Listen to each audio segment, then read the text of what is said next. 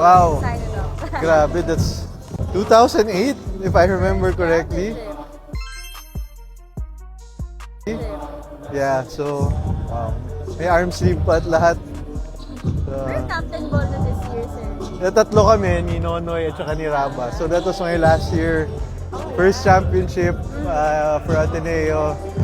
So, good days. Yeah. First 3 years, talo kami eh. So, yung pag-graduate na ako, gusto ko talagang manalo. Ateneo ko all my life and I wanted to exit na merong championship. 2 championships, yeah. Saka last year ni Chris at ni Yuri yan. So, bilang seniors, buti na lang na bigyan namin rin sila ng championship ng pala sila. Lalim ng hinahanap nyo dun.